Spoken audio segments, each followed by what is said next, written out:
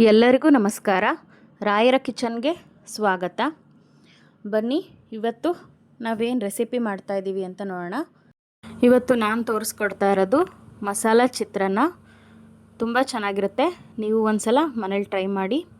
ಈ ಚಿತ್ರಾನ್ನವನ್ನು ಮಾಡೋದಕ್ಕೆ ಏನೆಲ್ಲ ಸಾಮಗ್ರಿಗಳು ಬೇಕು ನೋಡ್ಕೊಂಡು ಬರೋಣ.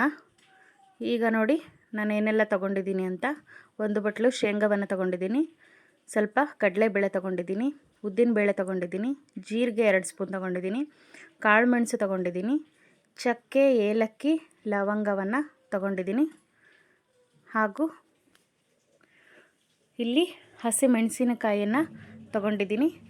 ಇಲ್ಲಿ ಹುಣಸೆ ಹಣ್ಣನ್ನು ನೆನೆಟ್ಕೊಂಡಿದ್ದೀನಿ, ಸ್ವಲ್ಪ ಬೆಲ್ಲ ತೊಗೊಂಡಿದ್ದೀನಿ, ಶುಂಠಿ ತೊಗೊಂಡಿದ್ದೀನಿ, ಹಾಗೂ ಬೆಳ್ಳುಳ್ಳಿಯನ್ನು ತೊಗೊಂಡಿದ್ದೀನಿ. ಇಲ್ಲಿ ನಾವು ಕ್ವಾಂಟಿಟಿ ಜಾಸ್ತಿ ಮಾಡ್ಕೊತಾ ಇದ್ದೀವಿ. ನೀವು ಇದನ್ನು ಸ್ವಲ್ಪ ಬೇಕಾದರೆ ಸ್ವಲ್ಪ ಕೂಡ ಮಾಡ್ಕೋಬೋದು. ಹಾಗೆಯೇ ಕರಿಬೇವನ್ನು ತೊಗೊಂಡಿದ್ದೀನಿ,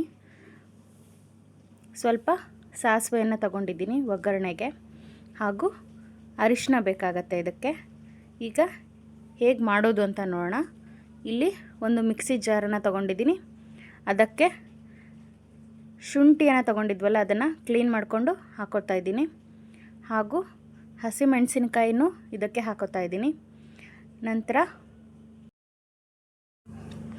ಬೆಳ್ಳುಳ್ಳಿಯನ್ನು ಬಿಡಿಸಿಟ್ಕೊಂಡಿದ್ವಲ್ಲ ಅದನ್ನು ಕೂಡ ಇದಕ್ಕೆ ಸೇರಿಸ್ಕೋತಾ ಇದ್ದೀನಿ. ನಂತರ ಇದಕ್ಕೆ ಮಸಾಲೆ ಸಾಮಾನುಗಳನ್ನು ಇಟ್ಕೊಂಡಿದ್ವಲ್ಲ, ಚಕ್ಕೆ, ಏಲಕ್ಕಿ, ಲವಂಗ ಹಾಗೂ ಕಾಳು ಮೆಣಸನ್ನು ಇಟ್ಕೊಂಡಿದ್ವಲ್ಲ ಅದನ್ನು ಕೂಡ ಇದಕ್ಕೆ ಸೇರಿಸ್ಕೋತಾ ಇದ್ದೀನಿ. ನೋಡಿ, ಈಗ ಇದನ್ನೆಲ್ಲನೂ ನೀರು ಹಾಕ್ದೇ ತರಿಯಾಗಿ ರುಬ್ಬಿಟ್ಕೊಂಡಿದ್ದೀನಿ. ನಂತರ ಈಗ ಒಂದು ಬಾಣಲಿ ಇಟ್ಕೊಂಡಿದ್ದೀನಿ. ಅದಕ್ಕೆ ಸ್ವಲ್ಪ ಎಣ್ಣೆಯನ್ನು ಹಾಕೋತಾ ಇದ್ದೀನಿ. ಎಣ್ಣೆ ಚೆನ್ನಾಗಿ ಕಾಯಬೇಕು.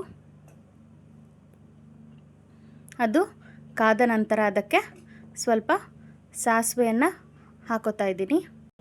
ನೋಡಿ, ಸಾಸಿವೆ ಹಾಕಿದ ನಂತರ ಅದು ಸ್ವಲ್ಪ ಚಿಟಪಟ ಅನ್ನಬೇಕು.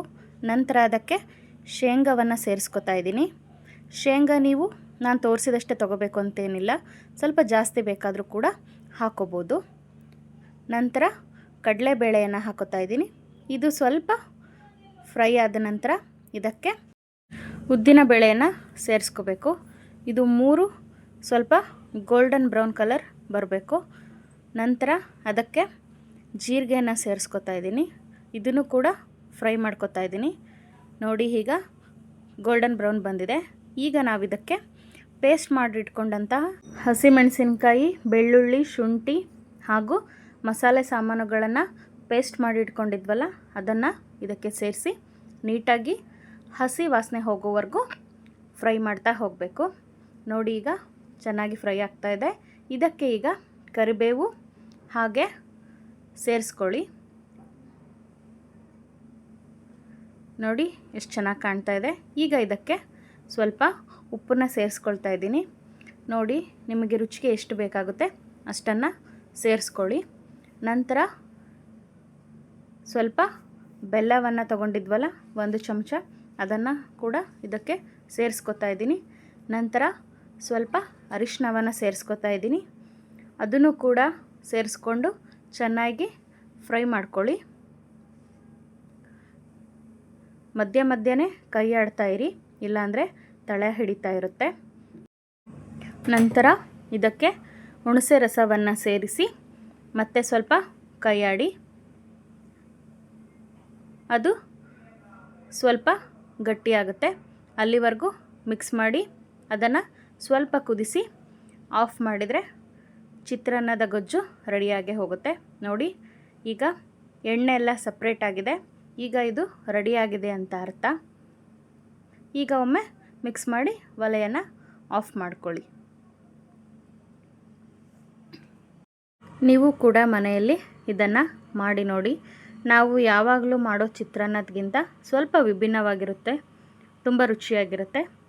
ನೋಡಿ, ಈಗ ಮಸಾಲ ಚಿತ್ರಾನ್ನ ತಯಾರಾಗಿದೆ. ಹಾಗೆಯೇ ನಿಮಗೆ ಖಾರ ಜಾಸ್ತಿ ಬೇಕಾದರೆ ಸ್ವಲ್ಪ ಹಸಿಮೆಣಸಿನಕಾಯಿಯನ್ನು ಜಾಸ್ತಿ ತಗೊಳ್ಳಿ, ಹಾಗೂ ಕಾಳು ಮೆಣಸನ್ನು ಸ್ವಲ್ಪ ತಗೊಳ್ಳಿ. Thank you.